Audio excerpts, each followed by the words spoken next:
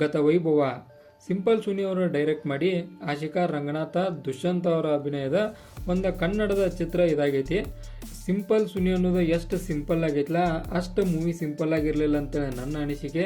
ಯಾವ ಕಾರಣಕ್ಕಂದ್ರೆ ಮೂವಿ ಒಳಗೆ ಏನಿರಬೇಕಾಗಿತ್ತು ಏನಿರಬಾರ್ದಾಗಿತ್ತು ಅನ್ನೋ ಫ್ಯಾಕ್ಟ್ಗಳಿಗಿಂತ ಮೂವಿ ಸ್ಟೋರಿ ಲೈನ್ ಮಾತ್ರ ಬೆಂಕಿ ಇತ್ತು ಅಂತ ಹೇಳ್ಬೋದು.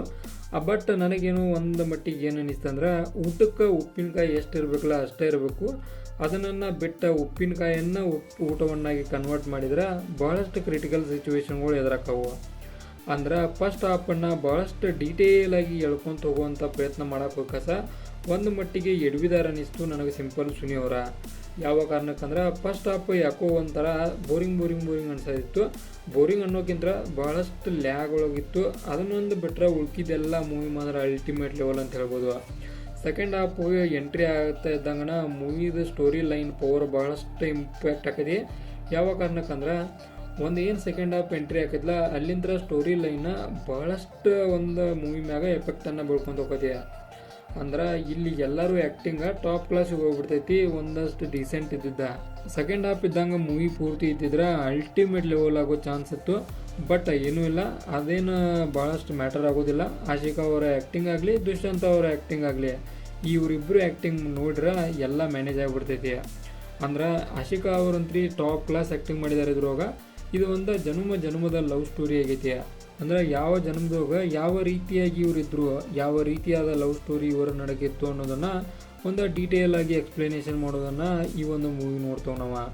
ಕಾನ್ಸೆಪ್ಟ್ ಕ್ಲಿಯರ್ ಇತ್ತು.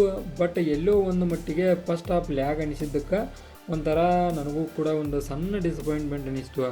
ಟೋಟಲಾಗಿ ಎಕ್ಸ್ಪೆಕ್ಟೇಷನ್ಗಿಂತ ಭಾಳಷ್ಟು ಏನು ರೀಚ್ ಆಗಲಿಲ್ಲ ನನ್ನ ಎಕ್ಸ್ಪೆಕ್ಟೇಷನ್ನ. ಬಟ್ ಇದ್ದಷ್ಟ್ರಾಗ ಬೆಟರ್ ಮಾಡಿದಾರು. ಕನ್ನಡ ಇಂಡಸ್ಟ್ರಿ ಒಳಗೆ ಈ ರೀತಿ ಆಗೋದು ಕಾಮನ್ನ. ಅದರೊಳಗೂ ಕೂಡ ಒಂದು ಹೊಸ ಇದನ್ನು ಮಾಡೋದು ಕಾರಣಕ್ಕೆ, ಒಂದು ಹೊಸ ರೀತಿಯ ಕಾನ್ಸೆಪ್ಟ್ ಇದ್ದ ಕಾರಣಕ್ಕೆ ಒಂದು ಎಲ್ಲೋ ಏನೋ ಮಟ್ಟಿಗೆ ಒಂದು ಎಡವಿದ್ರೂ ಕೂಡ ಅದೇನು ಭಾಳಷ್ಟು ಮ್ಯಾಟರ್ ಆಗೋದಿಲ್ಲ. ಆನಂತರ ಎಲ್ಲ ಕೋ ಆ್ಯಕ್ಟರ್ಸ್ಗಳಂತೂ ಅಲ್ಟಿಮೇಟ್ ಲೆವೆಲ್ಗೆ ಆ್ಯಕ್ಟ್ ಮಾಡಿದಾರು. ಆನಂತರ ಮೂವಿ ಸ್ಟೋರಿ ಲೈನನ್ನು ನೋಡೋದಾದ್ರೆ ಜನ್ಮದ ಲವ್ ಸ್ಟೋರಿ ಐತೆ ಅಂತ ಹೇಳ್ಬೋದು. ಅಂದ್ರೆ ಯಾವ ಜನ್ಮದಾಗ ಯಾವ ರೀತಿಯಾಗಿದ್ರು ಈ ಜನ್ಮದಾಗ ಯಾವ ರೀತಿಯಾಗಿ ಅದಾರು ಅನ್ನೋದನ್ನು ಟೋಟಲಾಗಿ ಇದನ್ನು ಒಂದು ಕಾನ್ಸೆಪ್ಟ್ ರೀತಿಯಾಗ ಒಂದು ತೋರ್ಸೋಕೆ ಪ್ರಯತ್ನ ಪಟ್ಟರು. ಟೋಟಲಾಗಿ ಹೇಳೋದಾದ್ರೆ ನನ್ನ ಕಡೆಯಿಂದ ಮೂವಿ ಸಿಗುವಂಥ ಸ್ಟಾರ್ಗಳ 5 ಸ್ಟಾರ್ಗೆ 4 ಸ್ಟಾರನ್ನ ಕೊಡ್ತಾನು. 3.5 ಸ್ಟಾರ್ ಕೊಡ್ಬೇಕಂತ ಮಾಡೀನಿ. ಬಟ್ ಯಾವುದೋ ಒಂದು ಕಾರಣಕ್ಕೆ ಇನ್ನೂ 0.5 ಸ್ಟಾರ್ನ ಆ್ಯಡ್ ಮಾಡ್ಕಸ 4 ಸ್ಟಾರ್ನ ಕೊಡ್ತಾನು. ಕಾರಣ ಆಶಿಕಾ ಅವರ ಒಂದು ಎಫರ್ಟ್ ಅಂತ ಹೇಳ್ಬೋದು ನಾನು. ಯಾವ ಕಾರಣಕ್ಕಂದ್ರೆ ಅಲ್ಟಿಮೇಟ್ ಲೆವೆಲ್ ಒಳಗೆ ಅವರ ಅಭಿನಯವನ್ನು ಈ ಒಂದು ಮೂವಿ ನೋಡ್ತಾವೆ ನಾವು. ನಾ ಅನ್ಕೊಂಡಂಗೆ ನನ್ನ ಫೇವ್ರೇಟ್ ಸೀನ್ ಅಂತ ಹೇಳಿಲ್ಲ ಟ್ರೈಲರ್ ಒಳಗೆ ಒಂದು ಹಡಗೊಳಗೆ ನಮ್ಮ ಜಾಕ್ ಸ್ಪ್ಯಾರೋ ರೀತಿ ಒಳಗೆ ಅದು ಮಾತ್ರ ನನಗೆ ಒಂದು ಹ್ಯಾಪಿ ಎಂಡಿಂಗನ್ನು ಕೊಡ್ತು ಅಂತ ಹೇಳ್ಬೋದು. ಅಂದರೆ ನನಗೆ ಹ್ಯಾಪಿಯನ್ನು ಕೊಡ್ತು. ಯಾವ ಕಾರಣಕ್ಕಂದ್ರೆ ಕನ್ನಡ ಒಳಗೆ ಈ ರೀತಿಯಾದ ಮೂವಿನ ಯಾವುದೂ ನೋಡಿರೋಕ್ಕಿಲ್ಲ.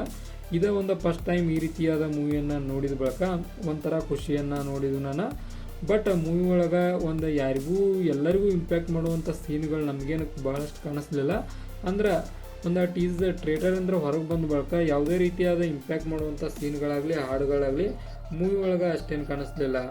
ಇದೊಂದು ಸಣ್ಣ ಡಿಸಪಾಯಿಂಟ್ಮೆಂಟ. ಇದನ್ನು ಬಿಟ್ಟರೆ ಓವರಾಲ್ ಆಗಿ ಮೂವಿ ಒಂದು ಇದನ್ನು ಹೇಳಿದ್ರೆ ಒಂದು ಡೀಸೆಂಟ್ ಮೂವಿ ಅಂತೇಳಿ ಒಂದು ಇದನ್ನು ಕೊಡ್ಬೋದು. ಇದಾಗಿತ್ತು ಗತ ವೈಭವ ಮೂವಿದು ಒಂದು ರಿವ್ಯೂ.